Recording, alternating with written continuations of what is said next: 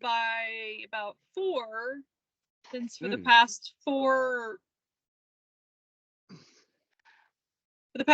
days I've started at 7. So I've basically been working 7 to like 5:30 or 6 every day. Ugh. Um, Yeah. so yeah, I was gonna leave at 4 today, but that just was not happening. Yeah. It's funny, when I opened my computer, I had a bunch of like Teams messages, and I was like, work, work, work, work, work. And I was like, what am I doing? Like, I'm supposed to be recording right now. I'm the same way. I'll like accidentally open stuff and I'm like, oh, there's stuff here. Boop, boop, boop. Wait, stop. Yeah, it's funny that you mentioned that, Christy, because like I come in and it's like 7 o'clock, so I'm usually like goofing off or reading like a Stephen King novel at that time. And then I see this message and it's like, Christy assigned you a ticket, and it was like 7:25, and I was like, what kind of hours is she working? Like, Yeah, basically since Thursday, I've been starting at 7 to cover. Trina's been on PTO, but she's back tomorrow. So mm, How many I'm calls looking do forward y'all to it because get in I've that not first hour? enjoyed working from 7 to 6 straight. So Oh, Misha doesn't come until 9, right? So it's like 7 till 9 that you don't have anybody. Or does she come in at yeah, 10? Misha comes in at 10, but usually when one or the other is out, then I pull Tamia from the desk and have her cover, and she comes in at 8. So um, basically from like 7 to 8 or 8:30, I've been covering, yeah, and then coming into the office, and then like so that's really only like, and it takes me 30 minutes to get to the office, so that's only like 30 minutes. Like so yeah, from 7 to 8 or 8:30, and then I get to the office and I'm working until like so yeah. minus like 30 minutes. It's like 7. It's been like 7 to 5:30 or 6 for the past 4 days. Minus 30 minutes. Yeah, plus you never take lunch, so you don't even get a break either. I know. I know. Yeah, I was gonna leave at 4 today, and I was like, well, that's not happening. Oh, dang. So I got to leave at 5 at least for a little like nap Yeah. here. I blame it all on CV Smith. Seriously, What's it's CV just like Smith? Is that a uh, customer? yeah, they like to put in multiple tickets for the same exact thing Oh, good.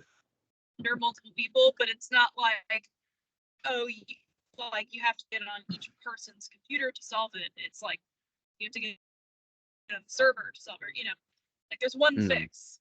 So as long as that's done, then everybody's good. But then like multiple people are putting in tickets for the same exact thing, like reporting entire company issue, when really you just need to report it once. We'll fix it, and we'll say, hey, is it working for everybody? Not Wonderful. because then otherwise now we have to call each person that put in a ticket. Hey, we fixed it. Is it working? Yeah, because you can't destroy a ticket. Like, it has to be like go through the process. No. So Bastards. up to, even though they've been told multiple times, if you're putting in a if you're reporting an entire company issue, just please communicate who's going to do that and do one. Yeah, Have the please, ticket. for the love of God. Then because of that, then like all this other stuff started to stack up, and so Yeah. yeah. And then you still have to do your regular job too, like quality assurance, and be like, "Hello, sir. I see that you gave us an okay on the date of April 28th. Is there any way we could have improved service and made that a great? Yeah. Oh, I clicked that by accident. Oh, my silly fat fingers. Oh, okay. I'll have that deleted. Bye." It's just like, lol. Oh, do you have to call back everyone that's not like the big smile? Yeah, anything Yeah. that is not a grate, I have to call. I'm sorry. Great. Yeah. It's funny now that That's I'm not the manager of the hotline team. It's like all the big project stuff that I like wanted to do and have wanted to do since I took over in supplies. I'm Yeah. still nowhere closer to like doing any of that shit. Oh, Like, geez. Really? Also it's supposed to help, like, I'm also supposed to be helping roll out like a couple new apps that we're trying out and stuff, and those are Oh my gosh. not happening. Like for your rocks or something? I mean, it's honestly just like, yes, but it's also just part of what I do. It's like, Yeah. so like the chat that we have, like that's, even though yes, it's an active, it's a thing, it's still not like a, I still need to get it Yeah. more than where it is, and it's basically like my thing. Oh Uh, yeah. and then we have the automation, and that's like my thing. Right.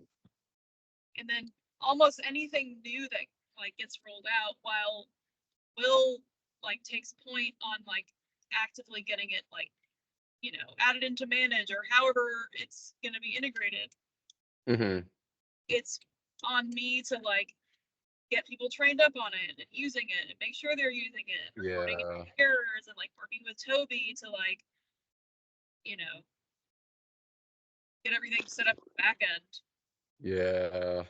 So it's that, it's like calling clients on bad reviews, Mm-hmm. and then calling, or not calling, but like, I have to do scorecards for all of it, and then I have to like call and talk to that tech, and then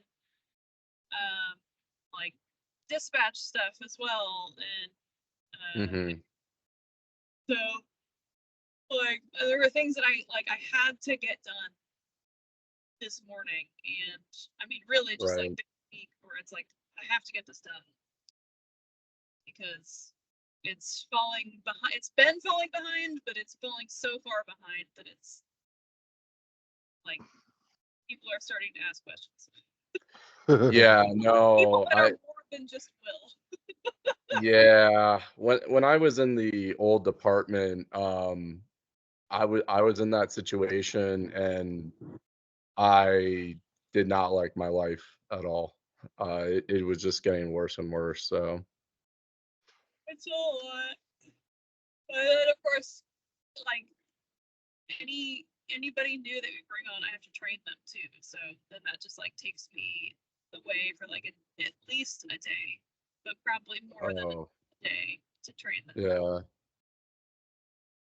Is is anyone typing to you in all caps and angry question mark? Leaving this vague. definitely not, nothing directly to me. Oh, okay. Uh, Okay. Thank but we God. have Yeah. like a chat. No, Yeah. nothing's ever been directed at me. Not Yeah. even in a not even in a group setting. And I definitely have never gotten like a private, like a direct message like that. Hmm. But really had that since the other guy left. Right. No, that's good. That's good. That was Uh, yeah. but you know that Will purposefully and intentionally takes the brunt of it. Um, I noticed that. I I he tries to I shoot as much as possible, yeah. but it always happens. So I think like Will is the best manager there. I really really appreciate him. Like he does so much to like kind of shield people while people are getting flamed. So I honestly like really appreciate what he does and he's like I think he's an awesome manager. Um yeah, I'll he's just leave it at definitely that. yeah, he's definitely, of all the managers I've ever had in my life, he's definitely the best one that I've ever had. Yeah, cuz it's I've noticed this like waterfall effect where there's a manager that yells at another manager, and then that manager starts yelling at people and getting angry, and I'm just like, oh, this is toxic. But anyway, I'll leave it at that. You already know what I'm talking about. Yeah.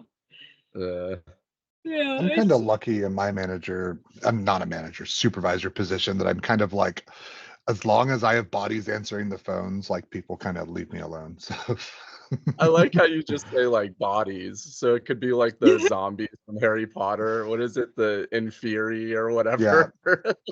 They say on the bed. I wish it were that, but it's more than just because they're doing more than just answering phones. Yeah, I'm training a new person now, and that's the next 3 weeks. And I'll accomplish nothing but hopefully train this person. Oh wow. I mean, I don't have to do 3 weeks. It's usually like, honestly, like a couple days at most. Maybe with some random times kind of here and there throughout the first week that somebody's been hired, but thank God it doesn't take up like 3 weeks of my life because I don't even know what I would do. Yeah, the data entry and stuff and all of the exceptions to rules are so incredibly specific that like even after that 3 weeks, they're still terrified and don't know how to do half the stuff. Like, but it's fine. It's not difficult. It's just not intuitive. None of it's intuitive. So. Right. It's okay. My sweet babies. When when Christy canceled the role playing thing Saturday, I wasn't even upset because I was like halfway expecting it. I was like, I just know something else is gonna happen and it's gonna get canceled for like the 5th time. I was like, I didn't even expect it to happen, so whatever. I was like waiting for like somebody in my family to be like, Bill's getting married, like Right? something I was just like, like this session is like cursed. Like I had checked when you asked about it last week or whenever it was. I was like, oh yeah, let me look at my calendar, and I was like, oh yeah, cool, I don't have that. And then, on like Saturday or whatever, it was like, it's funny because it's usually the other way around, where I'm usually the one reminding Bo like, oh hey, we have this thing, and he's like, we didn't talk about that, but we did. But like something he brought up the birthday party, and I was like, Honestly, it kind of works out well for me because I didn't realize Saturday was May the 4th. And I've been trying to like rebuild my relationship with my brother. It was never bad, but I'm such a homebody, like, and I hate messaging people that like I moved out here to Norcross and he lives in Lilburn, so like there's no good way to get over there. Like it's an hour and change no matter what. And didn't have a car for a while, and it was just, and like there was also like weird family stuff, so we just kind of like stopped hanging out, even though we used to hang out all the time. So I'm trying to like build that back up, so I'm gonna see if he wants to do something this Saturday. Right on. That's Yeah, cool. he's a big Star Wars buff, so yeah. Nice. Yeah, I totally get that. I have a friend, in fact my old college roommate who I lived with for like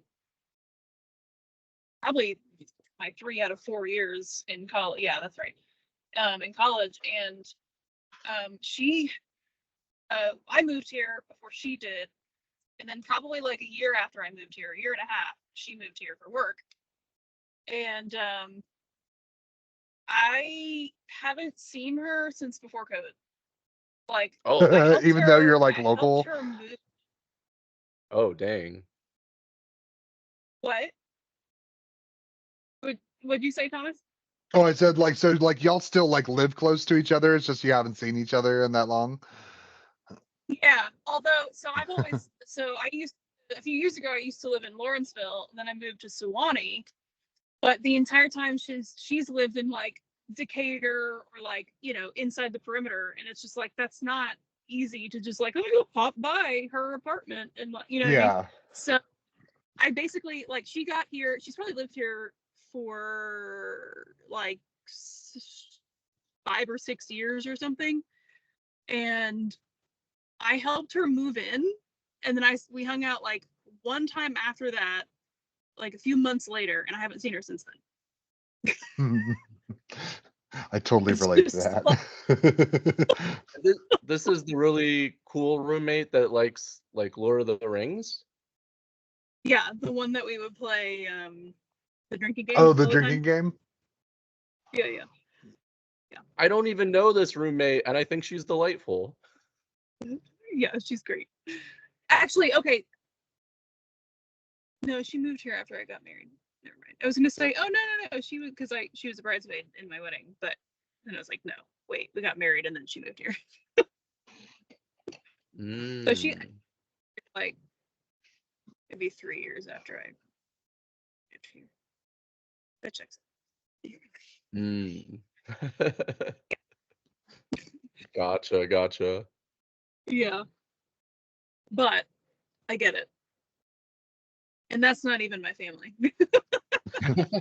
Heard. Yeah, my family. Goodness. It's a good example. Like, I love my family, but like, so the weird things with my brother was like, my sister-in-law and my mom were always kind of like butting heads. And my sister-in-law is black, and my mom is a kind of racist white person. Like, so like my mom will say things, and it's like, that's not a normal shit to say with your mouth, the words. Um, uh, so, Oh no. recently I was over there, it was a few months ago. What was it? It was, oh, I was supposed to hang out with my brother and his family. And then like my mom and my brother were talking, and it became like, oh, well, like there's a bunch of like birthdays and stuff that are in March. So like, why don't we just have like a combined birthday party at my mom's house? So it went from like Justin and I were going to go over to their house and hang out and play games to like family event at my mom's house. Totally fine. So we go up, and I'm like hanging out, and my brother's youngest, who's 5, her name's Whitney, is like nervous because there's a bunch of people that she hasn't met before, and my mom, like soda voice, like to the side, but like we can all hear her, is like, she's never been around this many white people, and I'm like, she's probably been to a grocery store, mom. Like, like what the fuck? Like, also, like, did you want a relationship with your brother and your sister-in-law and your grandchildren, or like with your son and like, daughter-in-law and stuff? Because like, they're right there. Like, if they heard you, they'd be like, Yeah. what the fuck? And then they leave. Like, and so I'm just like, holy crap. And Justin's, he's so funny. He's standing there and he goes, I'm having a great time. It's so good. Saying that. That's hilarious. Anywho, so like no fault to their own, but like, so I'm trying to like have a relationship with my brother again, and it's just so funny to see my family interact. Like, you're all such broken people.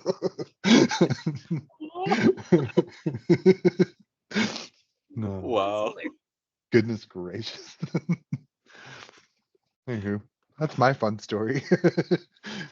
I loved it. Thanks. It also made me feel uncomfortable. Good story should.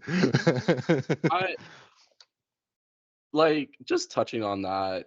I will say, if you have a parent that kind of seems a bit racist, a lot of the time things were different in the past, and usually they learn it from their parents, and they kind of like take that with them. I'm not defending those people, but Oh I have, no, and my mom is full of you know, love. Very true. Like, And all my family is, and they're from like upstate New York is where they grew, and it's kind of like yeah, country out there.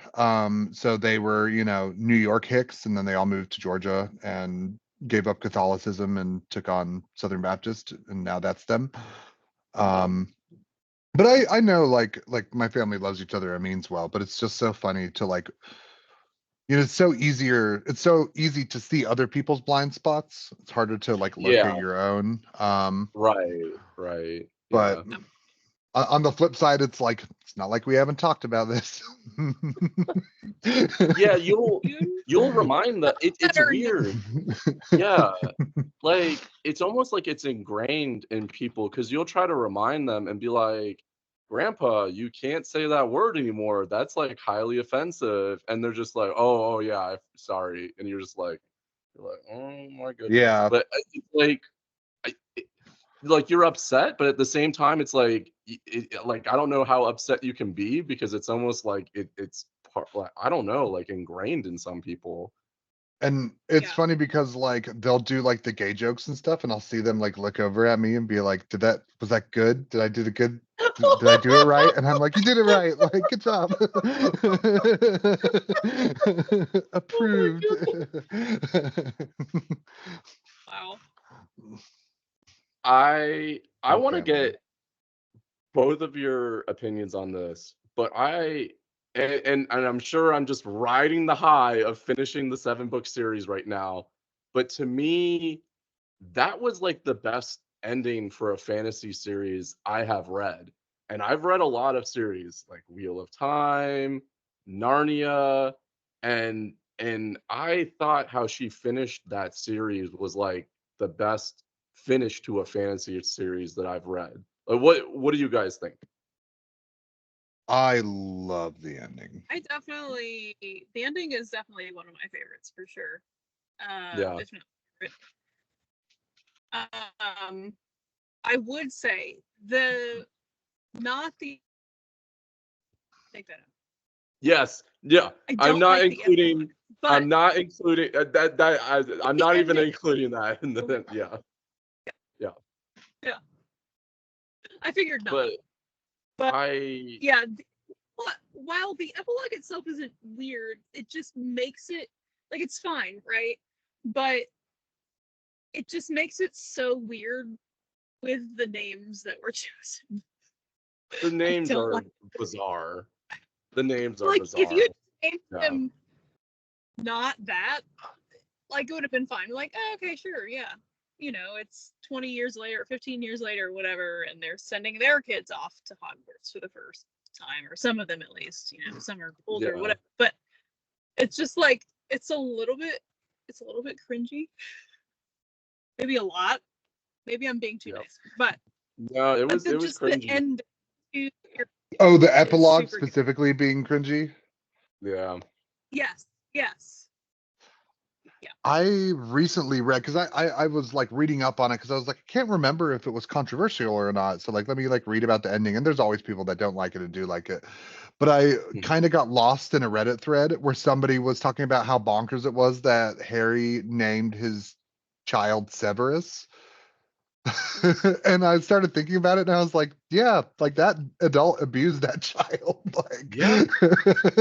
and that is kind of bonkers. Super I feel weird. like I remember it being a pretty equal consensus on how people felt about the epilogue. Like, of course, there are going to be people who like it, right? But I feel like largely most people agreed. They're like, this is weird. Why these names? Like, you know, Yeah. like Yeah. I get it, but also, why did he have to name him Severus?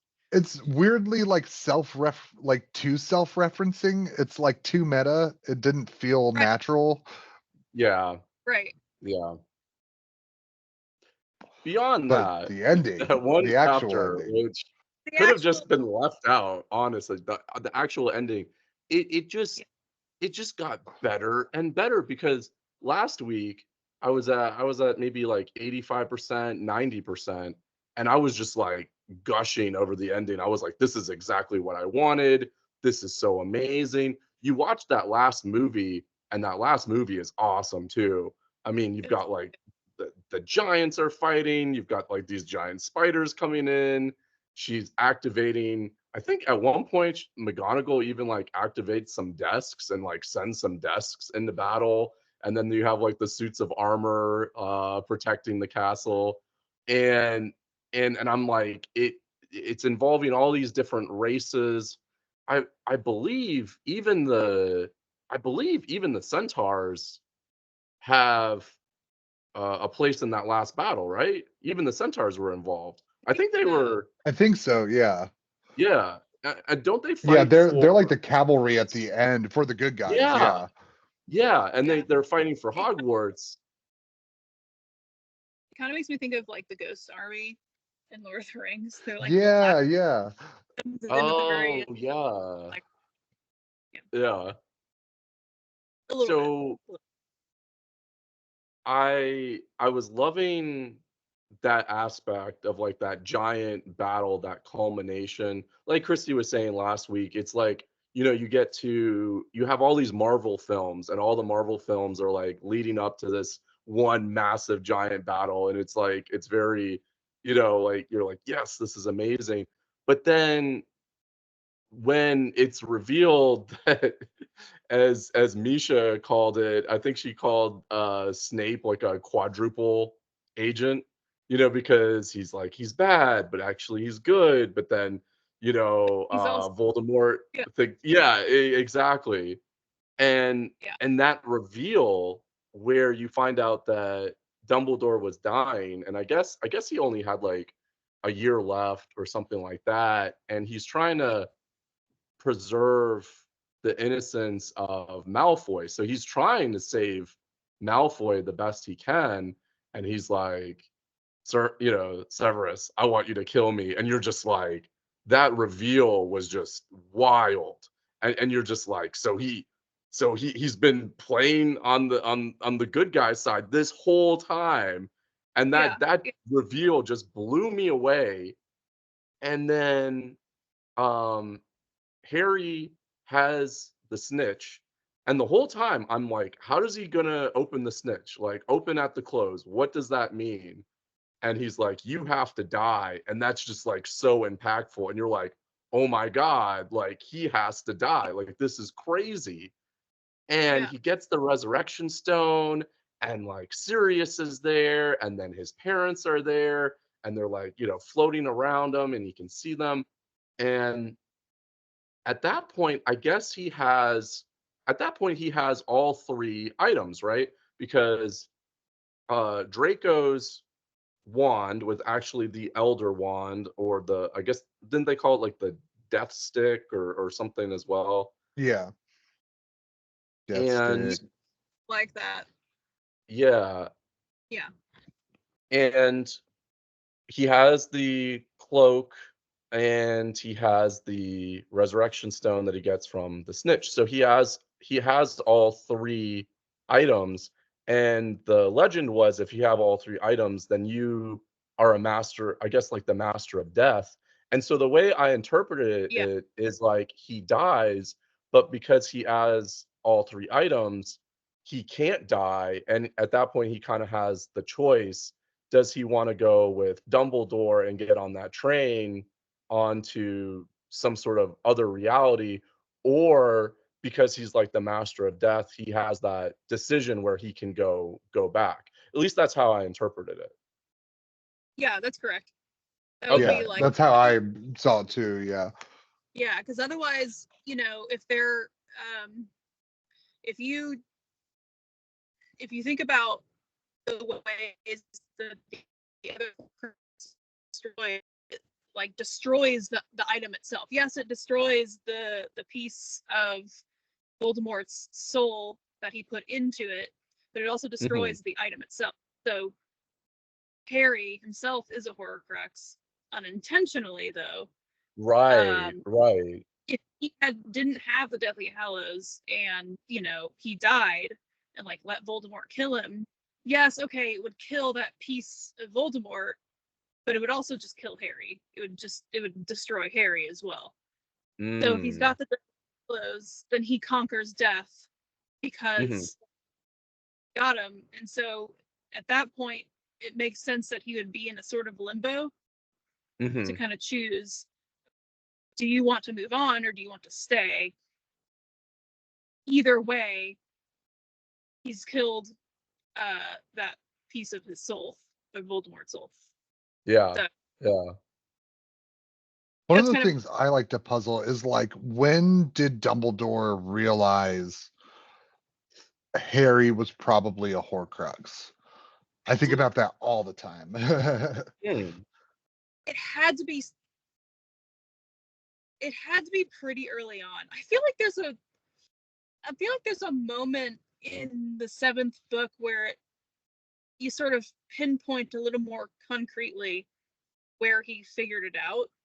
Yeah, I think it was the Chamber of Secrets. Now that you're saying that, I remember that. I think it was when they Oh, found Tom Riddle's diary, like after like the end of it, and that's when he was like, oh, like this is right, happening. I think this is what's going on.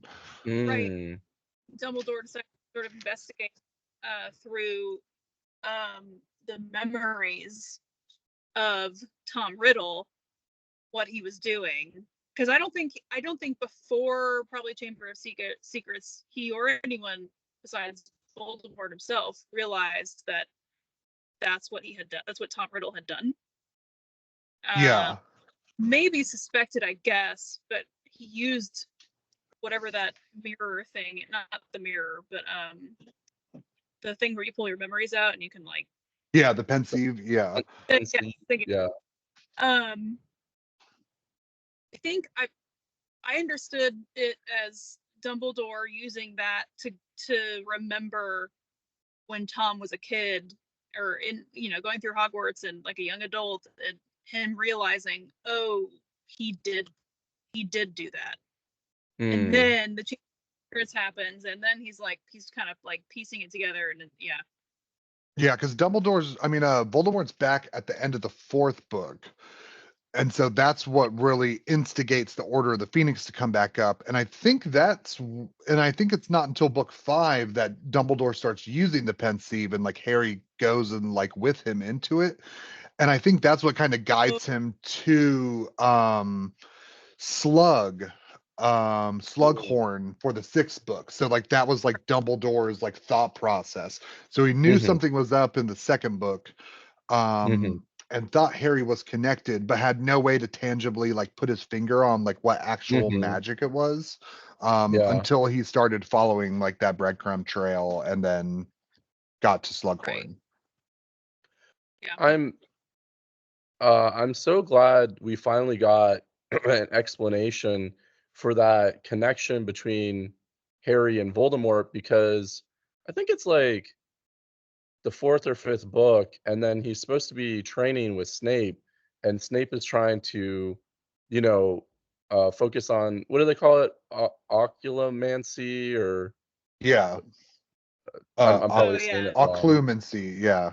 Occlumency. Occlumency. That's Thing. it.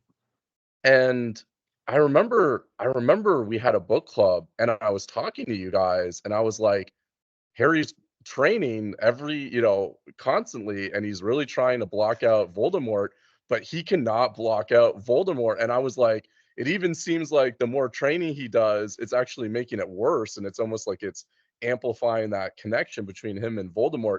And I could not figure out for the life of me why it wasn't working. I was like, is Snape like a double agent and like training him incorrectly on purpose? Like, why is it he can't block him out? And do you guys remember that when I was Oh like yeah. talking to Oh you? yeah. Cause And I'm like Chrissy like, and I I'm are like, sitting here like Yeah. hee like yeah. And I'm like, guys, why is it not working? Like, this is really weird. Like, you would think he'd be able to block him out. And then you get that explanation at the end, and it's like they have that connection, and you're like, Yeah. Oh, you can't block something oh, inside okay. you. Hmm. Yeah, yeah. Right. Now I get it. Now I get it. Yeah. That was such a cool twist there. I really, really like that twist, because she had been building that up for like so long ago. So long ago she was building that up. Yeah. And I love the conversation with Dumbledore and Harry on King's Cross. Like Yeah. when he's dead, like that's one of my favorite parts of the book, because it would have been so easy to like make it too meta and like Yeah. answer too many questions in that conversation. And really, they don't answer very many questions at all in that conversation, with the Mm. exception of like, yes, indeed, Harry was a Horcrux. Yeah. Um, Yeah. and I think she handled that very well, and it would have been very easy to do it incorrectly and make it too cheesy or make it Mhm. too insubstantial. And I Yeah. think she hit the perfect balance with a very difficult thing to do. Mhm. And it always reminds me of when you read Lord of the Rings, and you read about Gandalf's experience when he dies and becomes the White Wizard, Mhm. and like his like weird experience there. Like they always seem very similar to me. Interesting. Interesting. Hmm. I also Uh, oh. Mhm. oh, I was just gonna say it was also awesome when Molly Weasley kills Bellatrix Lestrange and calls her a bitch. Yes. Yes. It's like one of the few Yeah, times I the cuss like word is that. used, and Or it's so no, Yeah. not my potent. that's what it was. It's not my daughter, you bitch. It's so good. You bitch. Oh, yeah. Like, I remember very clearly they used the word bitch, and I think it was, like, even in all caps, Yep. and I remember Yep. thinking to myself, I'm like, "Has she used the word bitch before in this series? 'Cause I do not remember it," and it took No. me yeah, like, I was surprised. I was like, "Oh, she said bitch," and it's like a children's novel. I was like, "Oh my goodness," you know? I hope when she typed it that she did it like this. Yeah. Yeah. Like caps lock I on B-I-T. when that movie was released Mhm. and I went to go see like the midnight showing of it or whatever. Nice. And entire theater waiting for that line. And she said it and Yeah. cheering in the theater. So Oh, good. that's awesome. So It's great. good. Yeah. Yeah, that's definitely a It's line to such an cheer iconic, for. yeah. To me, another awesome visual in my head in the book is when, they think Harry's dead and Hagrid's carrying him and, like, Hagrid's weeping, and it's just, like, so moving, and even though the group thinks that Harry's dead, and he's just like, "All right, bow down before me. I'm your new ruler. Harry Potter's dead." And Longbottom steps forward, right? And Voldemort's like, "I'm gonna make an example of you." And I think he levitates the what do they call it? It's not the picking hat. It's not the choosing hat. The What do you The sorting call it? hat. sorting hat. The sorting Yeah. hat. Okay, I'm sorry. I'm sorry. Yeah, the sorting hat. I'm like, is it the choosing? Okay. So he takes the sorting hat, and I think his intention is just like putting it on Neville Longbottom and being like, "Oh, now you're Slytherin because everyone's Slytherin now." And it goes on his head, and I believe he sets the hat on fire. And at some point, that's when Harry puts up the protective spell, and then Longbottom pulls the sword of Gryffindor out of the sorting hat and then chops the head off Nagini, and you're just like, "This is so So freaking epic!" cool. Like, oh my god. And I always love that too. One, it's a little bit of a callback to uh, the second book when Harry Yes, pulls the sword out yes, yeah, of the sorting hat.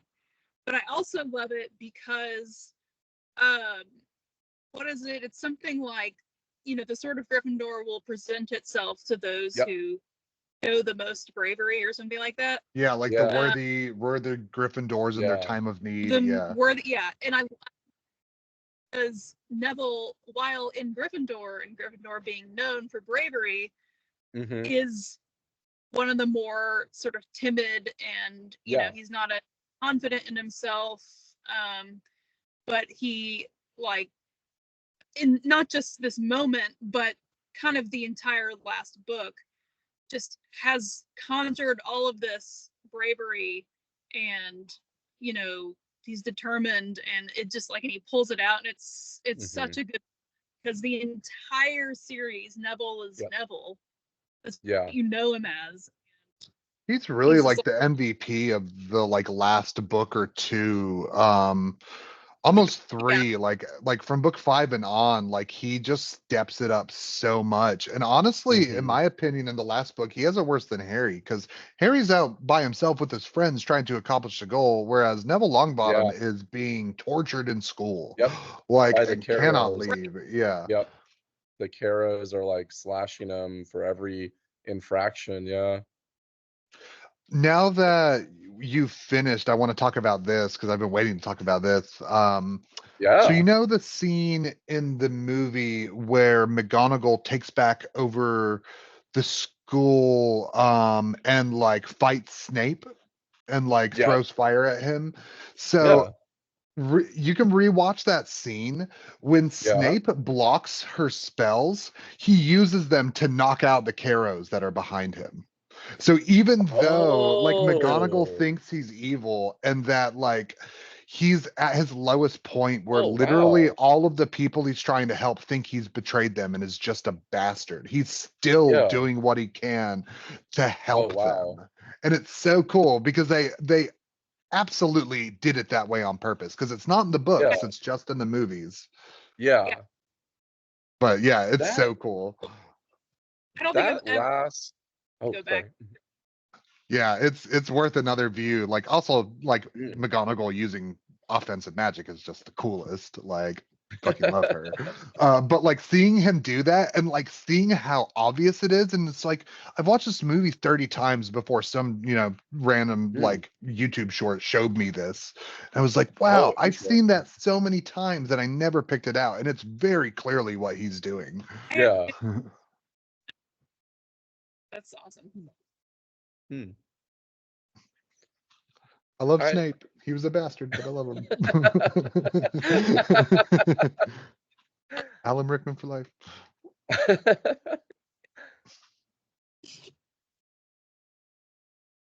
I felt like the last movie had a lot of embellishments and a lot of stuff that wasn't in the book, but I thought it brought that last battle to life more. Did you guys feel the same way? Yeah, Yeah, like it was more grand. Yeah. right. Yeah, I agree. I think everything, honestly, the seventh movie to me is like as a movie, and even following the book is, well, okay, so it's two movies, but they're both like pretty perfect.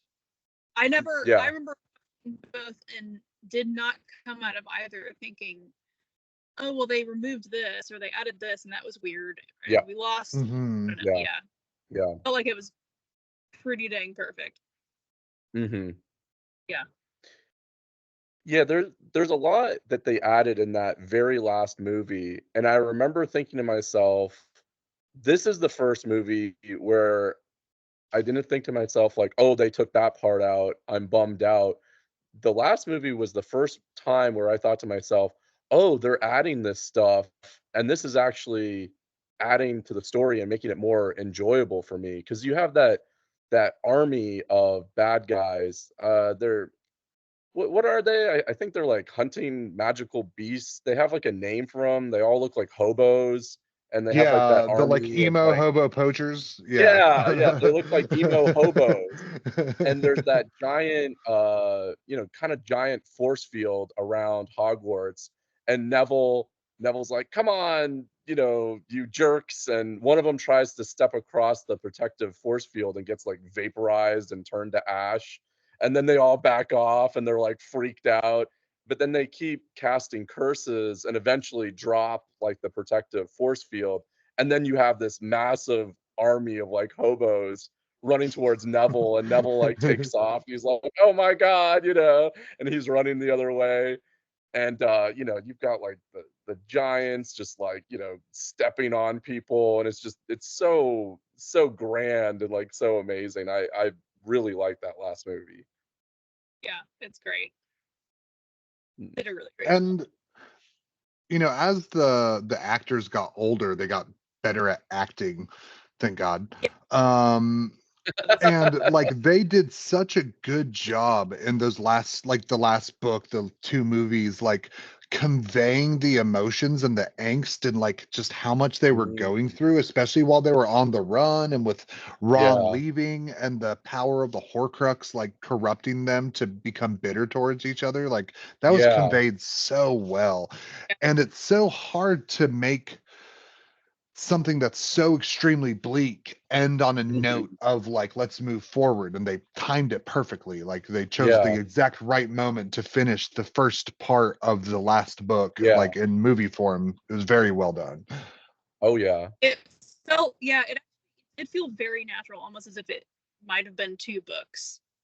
Mm, Um, but or even just like a hard split. Like here's Yeah, part act one, one. Yeah. yeah, but it's not even like that. Just like continues on in the book. But yeah, it felt very natural. mm. When Bellatrix was torturing Hermione and like carving mudblood into her arm, That that kills me every scene, time. Man, oh, I don't think I can watch that scene again. When you hear her screaming, it's just horrifying. I so just, well oh, acted. Yeah, it's so oh, uncomfortable. It's a oh my God. really for both of them, but especially Hermione, like Yeah. great acting. So good. Oh, the for a children's series, that the series of books has so much torture. It's kind of A scary. lot more I mean, torture than you would think would be in a kid's book. right. It must be like a British thing, like children just anyway. Um, The oh British my thing. God. You know what I mean? Like British literature, doesn't it seem like they just do not care about children? Like, You know what? I'm thinking back to like um books I read in school, like like Oliver mhm, Twist and stuff. It's like, yeah, yeah. a lot of not nice things to kids that happen. And I mean, even take that, like in the last even 100 years or whatever, but yeah, even the like classic Hans Christian Andersen stories, like yeah, the fairy tales, like your classic Disney fairy tales actually have really horrid endings. exactly. All meant to like not that this wasn't the intention in JK Rowling writing these books, but all meant to teach children a lesson. Whereas like That's all true. lesson Most fairy tales do end oh, in like, do it this way or you'll get gobbled up. Like, this is gonna eat you. Yeah. Yeah. Yeah. But they were, I mean, yeah, it's children's stories definitely have a long history of just being very graphic. I feel don't like especially with Google British stories torture children. yeah, Don't do because well, like think it. about C.S. Lewis. C.S. Lewis and Chronicles of Narnia, especially that first book with the little boy and the little girl and the evil what is it? Like the evil uncle and he's like, "Hey, grab hold Yeah, of these rings. I'm going to use you for some experiments and we'll see if you go to another dimension and if you can come back." And it's very like that British author is just like children are basically like gerbils that are good for his Yeah. experiments of this wizard, right? Here's a And great then example. wasn't At the end of this series, I killed them all on a train. right, yeah, yeah, and then they all die in like a train accident except for the one sister that turned into a worldly whore, it's like okay. but yeah, Oh no, it's funny because it's true. Susan, Susan. Man, I bet she's And doing wasn't great. yeah, she is because she's alive. Exactly. it's true. Well, that was pretty much an hour. I have so much more to say about the series, so much more, but that was an hour, so we will save it for next week. I'm gonna go Sounds make good. burgers. I'm gonna There's make popcorn. nice. We've got a taco truck out front, so we're gonna go get tacos. Nice. Yeah, Hell yeah. heck Yeah, yeah. excited. Where do you Awesome. live that taco trucks visit you? We are in an apartment complex that's not far. It's definitely, we're not in Sewanee Town Center, but we're like a mile from Sewanee Town Center.